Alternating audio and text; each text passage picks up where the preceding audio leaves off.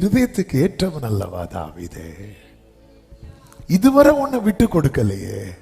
இப்படி பேசுவதற்கா நான் உன்னை சிங்கத்தின் வாய்க்கு தப்புவித்தேன்?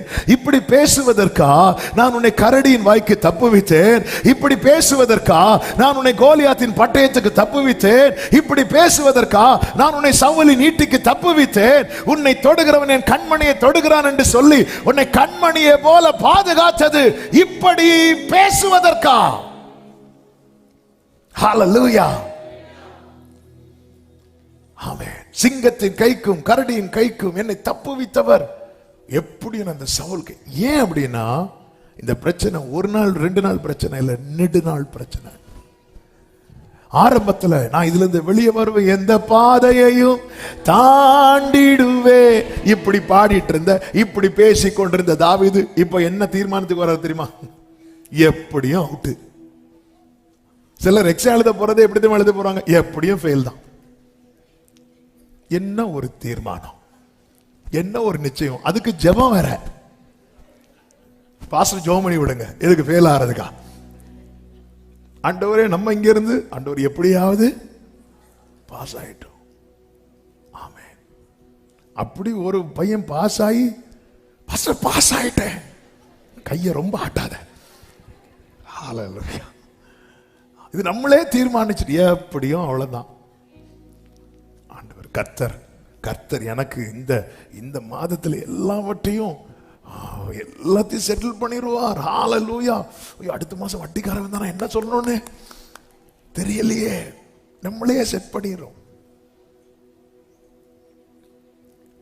எப்படியும் நான் சவுல் கையால எந்த நாளிலாகிலும் ஒரு நாள் 1 சாமுவேல் 23:14 சொல்லப்பட்டிருக்கிறது, சவுல் அனுதினமும் அவனை தேடியும் தேவன் அவனை அவன் கையில் ஒப்பு கொடுக்கவில்லை. இதுவரை கைவிடாதவர் இனிமேலா கைவிட போகிறார். இதுவரை ஒப்பு கொடாதவர் இனிமேலா ஒப்பு கொடுக்க போகிறார். இதுவரை தள்ளிவிடாதவர் இனிமேலா தள்ளிவிட போகிறார்.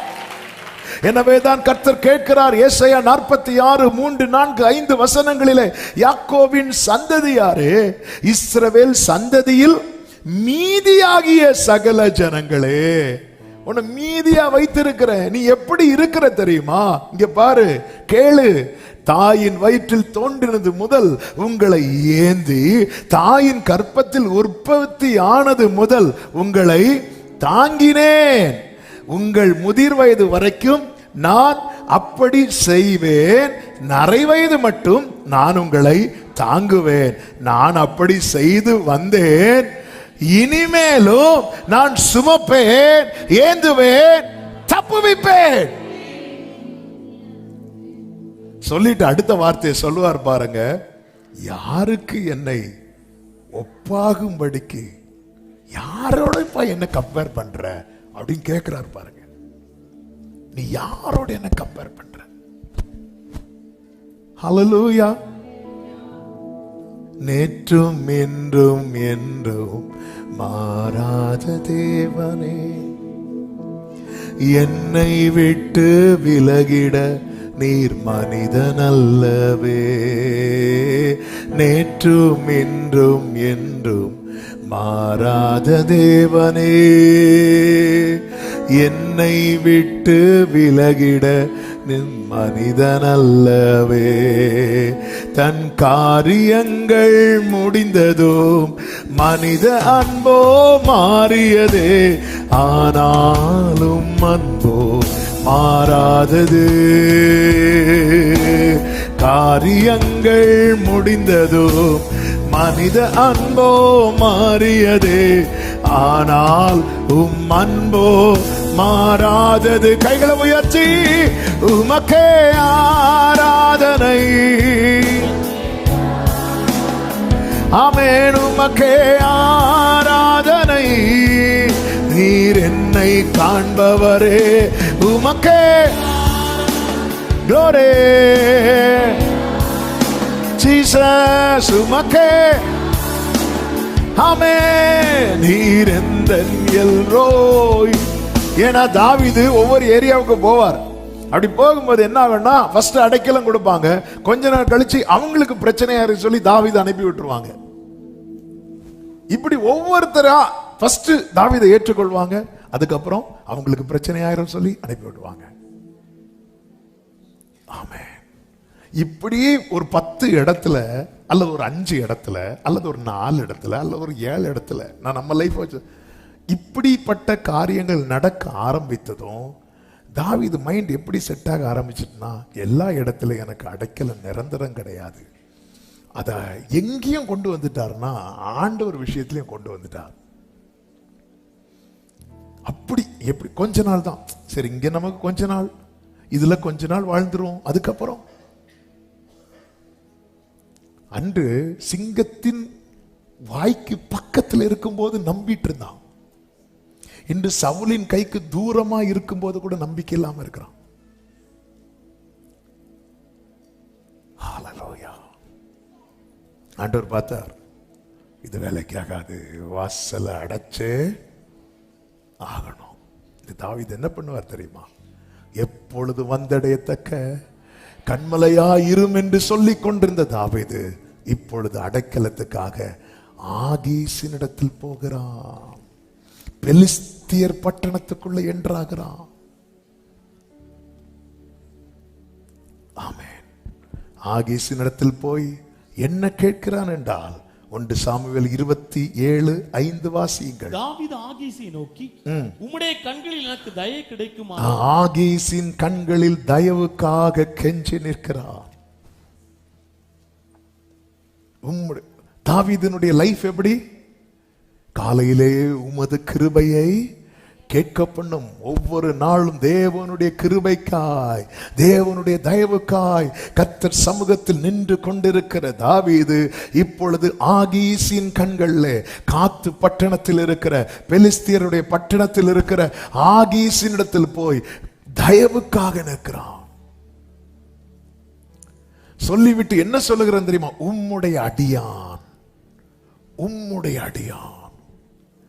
இதே பெலிஸ்தியர் ஹீரோவா வர்ஷிப் பண்ணின கோலியாத்தை வீழ்த்தின தாவீது இப்பொழுது பெலிஸ்தியர் இடத்துல போய் உமது அடியான் நிற்கிறான். ஆமென்.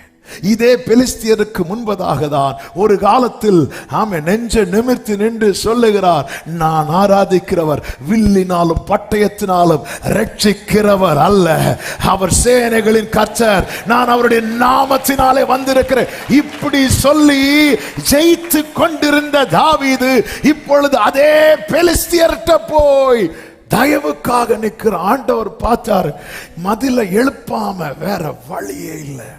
இன்னும் மதில் எழுப்ப ஆரம்பிக்கல. ஏன்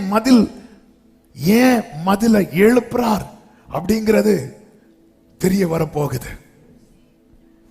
ஆண்டவர் பார்த்தார், ஒன்றை புரிந்து கொள்ளுங்க, உன்னை கண்டெடுத்தது ஆகீஸ் அல்ல, உன்னை இதுவரை போஷித்து காப்பாற்றினது ஆகீஸ் அல்ல, இதுவரை உன் தீபத்தை அணையாமல் காப்பாற்றினது ஆகீஸ் அல்ல, தாயின் வயிற்றில் தோன்றினது முதல் இதுவரை உன்னை சுமந்து கொண்டு வந்தது இன்னொருவனிடத்தில் போய் கை நீட்டி நிற்பதற்கல்ல தாவீதே.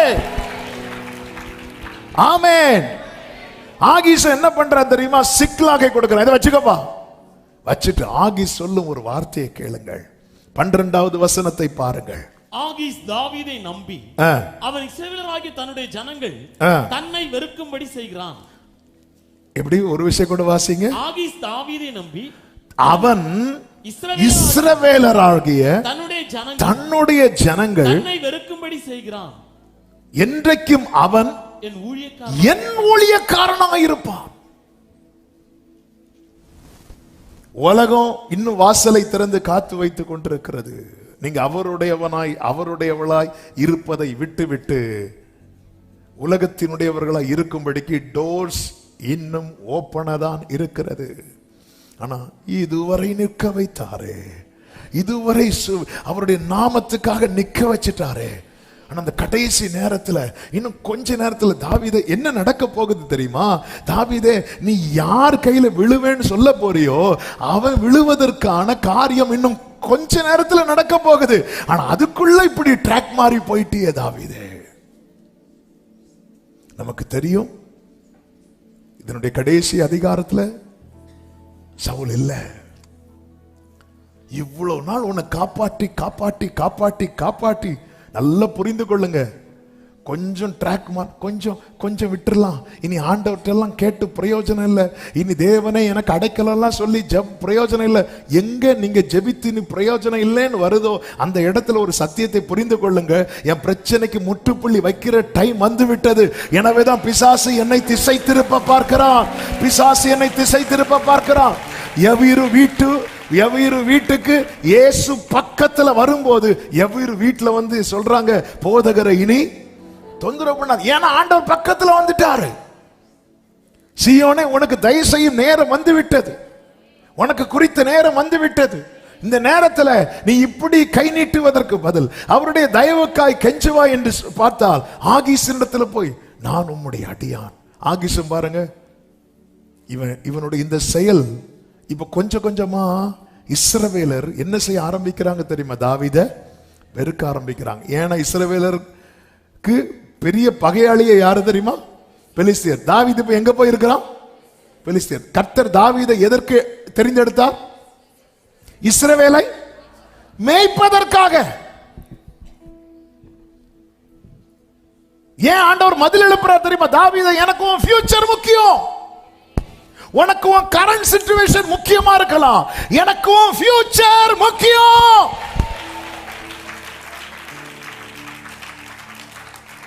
எனக்கு உன் ஃபியூச்சர் முக்கியம். ஹல்லேலூயா. ஆமென். இன்னைக்கு கர்த்தர் அநேகருக்கு மதிலை எழுப்பி வைத்திருக்கிறார். ஏன் ஆண்டவரே, நாங்க எவ்வளவு முயற்சி, எனக்கு உன் ஃபியூச்சர் முக்கியம், அவ்வளவுதான். சில பிள்ளைங்க மலையில விளையாடுவாங்க, சில பெற்றோர் பிள்ளைங்களை விட மாட்டாங்க. ஏன்? ஃபியூச்சர் முக்கியம், ஹெல்த் முக்கியம். ஹல்லேலூயா, ஹல்லேலூயா. தாவீதே, இந்த சவுலை பாரு. சவுலை நான் தள்ளுனதுக்கு அப்புறம் பெலிஸ்தியர்ட்ட போய் அடைக்கலம் போகலையே, நீ போயிட்டியே. இந்த தேவ பிள்ளைங்க ட்ராக் மாறது மாதிரி வேற யாரும் மாற மாட்டாங்க.